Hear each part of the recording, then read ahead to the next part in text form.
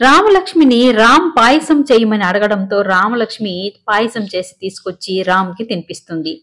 ఇక రామ్ అయితే తను తిన్న తర్వాత సీతాకాంత్కి కూడా పెట్టమని అడుగుతాడు. సీతాకాంత్ మాత్రం నేను తింటానులే నాన్న, ముందు నువ్వు తిను అని అంటూ ఉంటాడు. కానీ రామ్ అయితే నువ్వు కూడా 2 రోజుల నుంచి ఏమీ తినలేదు సీత, బాధపడుతూనే ఉన్నావు, తిను సీత అని అంటూ మిస్ మా సీతాకు కూడా తినిపించండి మిస్ అని అడుగుతాడు. ఇక రామలక్ష్మి సీతాకాంత్కి పాయసం తినిపిస్తూ ఉంటే సీతాకాంత్ను కూడా రామలక్ష్మికి పాయసం తినిపించమని రామ్ అడగడంతో ఇక సీతాకాంత్ కూడా రామలక్ష్మికి పాయసం తినిపిస్తూ ఉంటాడు.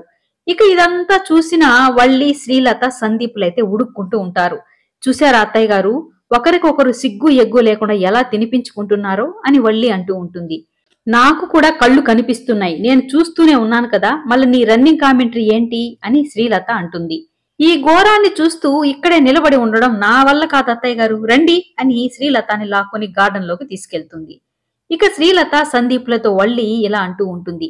మిమ్మల్ని నమ్ముకుంటే మాకిక చేతిలో చెప్పే, ఎన్ని కలలు కన్నాను, ఈ ఆస్తిని అంతా బాగా అనుభవించొచ్చని, హాయిగా కాలు మీద కాలేసుకొని ఉండొచ్చని అనుకున్నాను. కానీ ఇప్పుడు ఆలోచిస్తుంటే అవన్నీ జరిగేలా లేవు అని అంటుంది. ఇక సందీప్ కూడా అవునమ్మా, వల్లి చెప్పేది నిజమే, ఇప్పుడు వాళ్ళిద్దరిని అలా చూస్తుంటే రామ్ ఖచ్చితంగా వాళ్ళిద్దరిని పెళ్లి చేసుకోమని బలవంతం చేస్తే, వాళ్ళు పెళ్లి చేసుకునేస్తే మన పరిస్థితి ఏంటి, వల్లి చెప్పింది కూడా నిజమే అనిపిస్తుంది అని అంటూ ఉంటాడు. ఇక శ్రీలత అయితే నేను బాబు కోసం ఆలోచించి ఆగిపోతున్నాను, కానీ వాళ్ళనేమైనా చేస్తే బాబు ఆరోగ్య పరిస్థితి విషమించిందంటే ఆ పాపం ఊరికేనే పోదు, కొద్ది రోజులు ఓపిక పట్టండి, ఏం చెయ్యాలో నాకు తెలుసు, వాడి ఆరోగ్య పరిస్థితి కాస్త మెరుగుపడిన తర్వాత వాళ్ళని ఏం చెయ్యాలో ఆలోచిస్తాను అని శ్రీలత చెప్తూ ఉంటుంది. రామలక్ష్మి వాళ్ళ తాతయ్య, నానమ్మలు కూర్చుని మాట్లాడుకుంటూ ఉంటారు.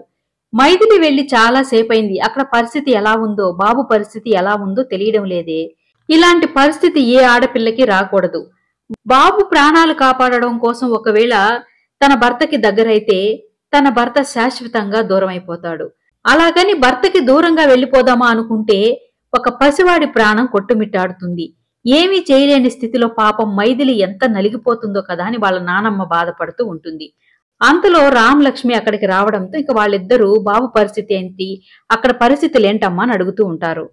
ఇక రామలక్ష్మి ఇలా చెప్తూ ఉంటుంది.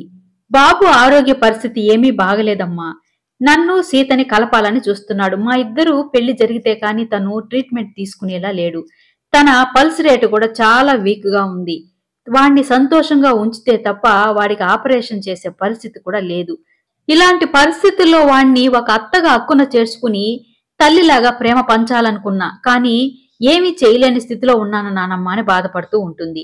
ఇక వాళ్ళ నానమ్మ అయితే పుట్టినప్పటి నుంచి తనకి తల్లి ప్రేమ లేదు కదమ్మా, నీలో తన తల్లిని చూసుకుంటున్నాడు, అందుకే వాడలా నిన్నును సీతని కలపాలని చూస్తున్నాడు, వాడి ఆలోచనలో తప్పులేదమ్మా, ఎందుకంటే తల్లి ప్రేమకి నోచుకొని వాడు నీలో తన తల్లిని చూసుకుంటున్నాడు అని వాళ్ళ నానమ్మ చెప్తూ ఉంటుంది.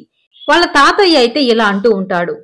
నువ్వు నీ భర్త క్షేమం కోరి ఎంత దూరంగా వెళ్లాలని చూస్తూ ఉంటే విధి మిమ్మల్ని అంత దగ్గర చెయ్యాలని చూస్తుంది, ఆ విధి వ్రాత ఎలా ఉందో మనకు తెలియదు కదమ్మా, ఆ ఒకవేళ మీ ఇద్దరిని మళ్ళీ కలపాలని ఆ భగవంతుడు చూస్తున్నాడేమో, బాగా ఆలోచించుకో తల్లి, ఏం చేసినా మనం విధి వ్రాత నుంచి తప్పించుకోలేము అని అంటూ ఉంటాడు.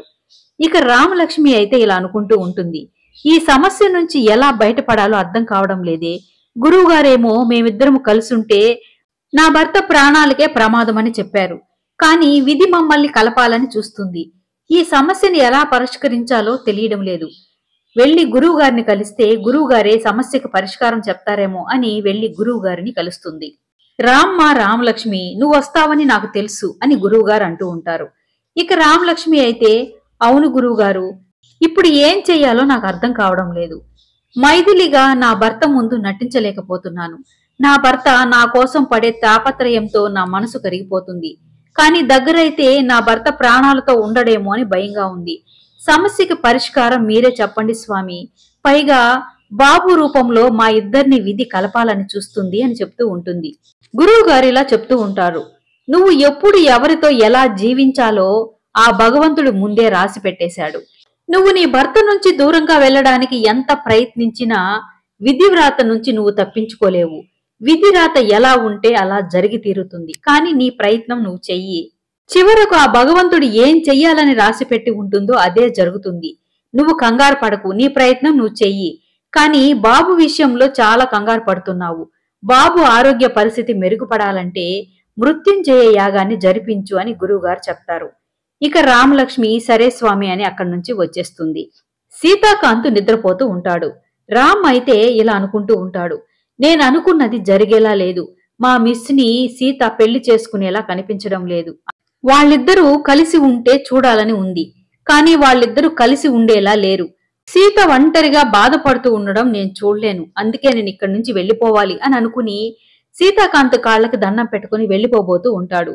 మెలకువ వచ్చిన సీతాకాంతు రామ్ని చూసి, ఎక్కడికి అటు వెళ్తున్నావు, బాత్రూమ్ ఇటువైపు ఉంది కదా అని రామ్ దగ్గరికి వెళ్లి చూసేటప్పటికి రామ్ కంట్లో నుంచి నీళ్లు వస్తూ ఏడుస్తూ ఉండడం చూసి, ఏంటి నాన్న, ఏమైంది, ఎందుకు ఏడుస్తున్నావు అని అడుగుతూ ఉంటాడు. ఏం లేదు సీత, నీకు నా మీద నిజంగా ప్రేమ ఉందా అని అడుగుతాడు.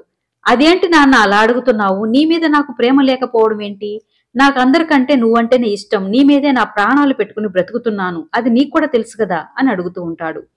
నిజంగా నా మీద అంత ప్రేమ ఉంటే మరి నా చివరి కోరికని ఎందుకు తీర్చడం లేదు, మా మిస్ ని పెళ్లి చేసుకోమని చెప్పాను కదా, మరి ఎందుకు మిస్ ని పెళ్లికి ఒప్పించడం లేదు సీత, అందుకే నేను చనిపోతే నువ్వు ఒంటరిగా జీవించలేవు సీత, మా మిస్ తోడుంటే మీరిద్దరూ సంతోషంగా ఉంటారు, అందుకే నేను ఇక్కడి నుంచి వెళ్లిపోయి చనిపోవాలనుకుంటున్నాను, నేను చచ్చిపోతాను సీత అని గట్టిగా ఏడ్చేస్తూ ఉంటాడు. సీతాకాంత్ ఒక్కసారిగా ఉలిక్కిపడి లేచి చూసేటప్పటికి సీతాకాంత్ పక్కనే రామ్ పడుకొని నిద్రపోతూ ఉండడం చూసి తనకు వచ్చింది కల అని తెలుసుకొని కాస్త ఊపిరి పీల్చుకుంటాడు.